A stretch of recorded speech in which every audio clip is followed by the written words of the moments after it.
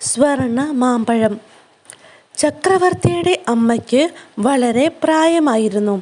പൂജയും വ്രതവുമായി സദാസമയം കൊട്ടാരത്തിലെ ക്ഷേത്രത്തിൽ തന്നെയായിരുന്നു അവരുടെ താമസം.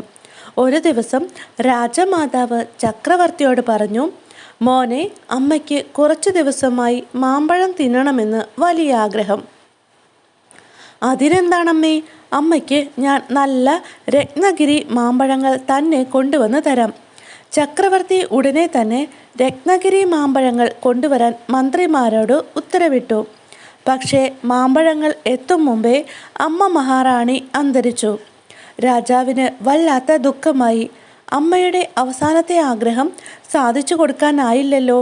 അത് കാരണം അമ്മയുടെ ആത്മാവിന് ശാന്തി കിട്ടാതിരുന്നാലോ? അദ്ദേഹം രാജപുരോഹിതനെയും ഉപദേഷ്ടാക്കളായ ബ്രാഹ്മണരെയും വിളിച്ചുകൂട്ടി തൻ്റെ വിഷമം അറിയിച്ചു.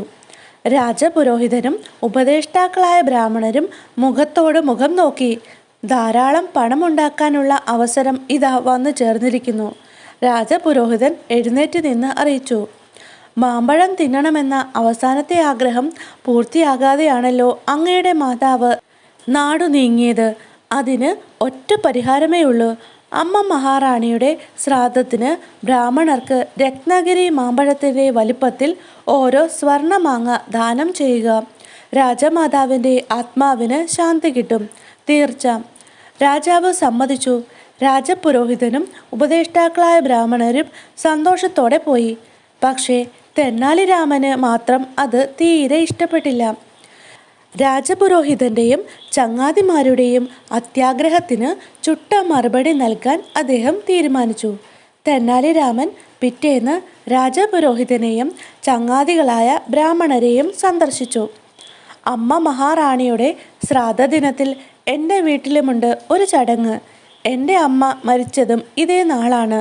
അന്നേ ദിവസത്തെ പരിഹാര കർമ്മത്തിൽ നിങ്ങളെല്ലാവരും പങ്കെടുക്കണം, രാമൻ അഭ്യർത്ഥിച്ചു. രാജപുരോഹിതനും ബ്രാഹ്മണർക്കും വലിയ സന്തോഷമായി. ബുദ്ധിമാനെന്ന് നടിക്കുന്ന രാമനെയും തങ്ങളിതാ പറ്റിച്ചിരിക്കുന്നു. രാജമാതാവിൻ്റെ ശ്രാദ്ധദിനത്തിൽ ഉത്സാഹത്തോടെയാണ് രാജപുരോഹിതനും ബ്രാഹ്മണരും പങ്കെടുത്തത്. അവർക്കെല്ലാവർക്കും ചക്രവർത്തി ഓരോ സ്വർണ്ണ മാമ്പഴം നൽകി. രാജമാതാവ് സന്തോഷത്തോടെ സ്വർഗത്തിൽ ഇരുന്നു കൊണ്ട് അങ്ങേക്ക് അനുഗ്രഹം ചൊരിയുകയാണ്. രാജപുരോഹിതനും കൂട്ടരും രാജാവിനോട് പറഞ്ഞു. ചടങ്ങ് കഴിഞ്ഞതും രാജപുരോഹിതനും കൂട്ടരും തെന്നാലി രാമൻ്റെ വീട്ടിലെത്തി. വരണം വരണം. തെന്നാലി രാമൻ എല്ലാവരെയും ഒരു മുറിയിൽ ക്ഷണിച്ചിരുത്തി ഭക്ഷണം വിളമ്പി. എൻ്റെ അമ്മ കടുത്ത വാതരോഗത്തോടെയാണ് മരിച്ചത്. വേദന സഹിക്കാതാവുമ്പോൾ കാലിൽ കമ്പി പഠിപ്പിച്ചു വെക്കാൻ പറയുമായിരുന്നു. പക്ഷേ ഞാൻ അങ്ങനെ ചെയ്തില്ല. അത് കാരണം അങ്ങ് സ്വർഗത്തിലിരുന്ന് അമ്മ വിഷമിക്കുകയാണ്.